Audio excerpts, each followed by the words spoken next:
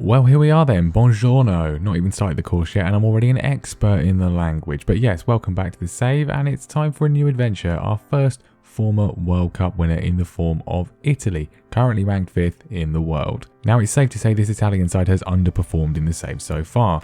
We're 6 years in and they've only won one knockout game at a Euros or a World Cup in that time, and that was against Nigeria at the World Cup just gone. They didn't even qualify for the Qatar World Cup, losing the playoff final to England. And this is all baffling because of the team that they have. Chiesa, Barella, Zaniolo, Tonali, Donnarumma, Pellegrini, Bastoni, Vignato. I mean, I could go on. They're all in their prime and still have years to give. I mean, this is Italy after all. They all play till they're 40. And some of the regens as well. I mean, look at this guy. He's incredible, apart from his 10 pace anyway, but there's potential here for sure. We've got the Nations League as practice for. This is actually the only thing Italy have done well in the entire save.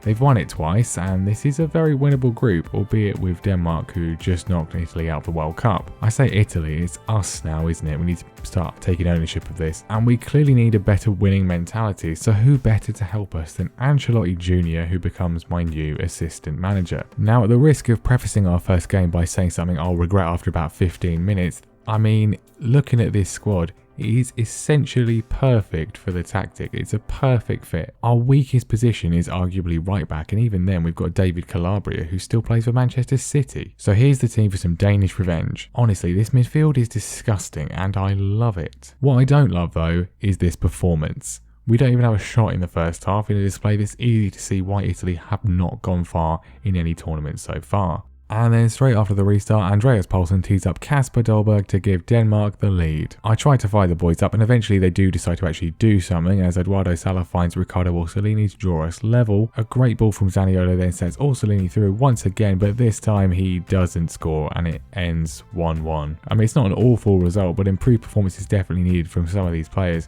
Tonali and Bastoni in particular were very poor, and Luigi Martina doesn't seem quite ready for this yet. Belotti and Lazaro come in for the game with Russia and things start much better. We take the lead in bizarre fashion as Belotti heads in this free kick, but it apparently doesn't cross the line, only for Karavev to head it over for us. But despite dominating the game, nothing else happens until the second half as Russia get their own free kick with Fedor Chalov scoring with their first shot on target. Fantastic. Sorry, I thought Italians were supposed to be good at defending. I mean, I guess we're still unbeaten after 2 games. I suppose that's something. For the October matches, I decided to try a team meeting to see if that will help the players to gel, get to know each other a bit better, and the only option I have is to tell them that they're all old.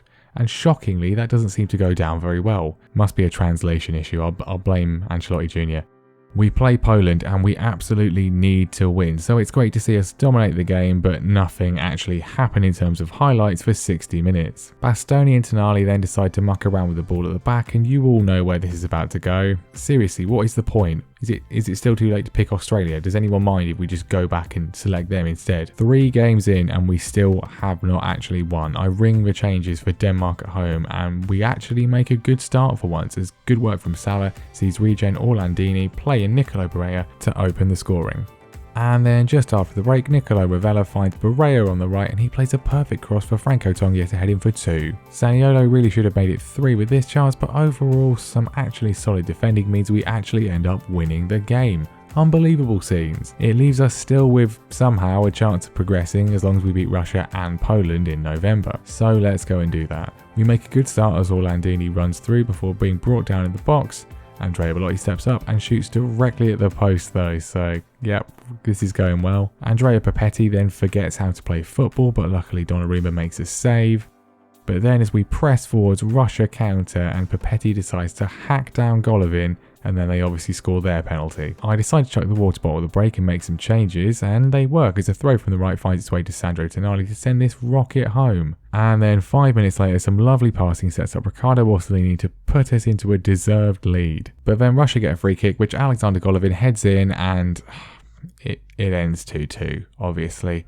Why is this happening? Why can't we just have nice things? How exactly can we have so many outstanding players and they're all just completely useless when they're playing together? What is this, England at the 2006 World Cup? We still have a chance though going into the final game. Somehow, if we beat Poland and Russia lose to Denmark, we'll go through to the semi-finals.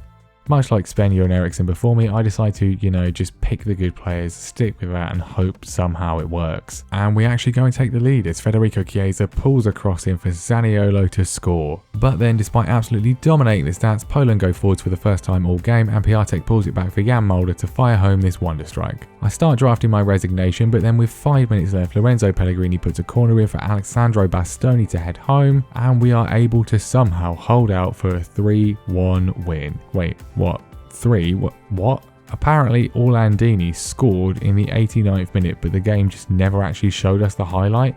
That would have made things a lot more easy and stress-free. I literally went back through the game on full match and couldn't see it. There literally was not a goal, but apparently we scored another one. Did SI just give us a free goal? That's very generous of them. I mean, I can think of a lot of other games I'd rather that happened in than this one. And it doesn't actually matter at all because Russia beat Denmark 3-2, so we finished second in the group anyway. So that was a nice dream. It's a good job the Italian FA didn't consider it an important tournament, and at least the performances improved slightly as things went on. So I guess it's good practice for Euro 2028 qualifying, which, hang on, why are we not in any of the groups? What's happened? Have we been banned? Did we bribe the referees again?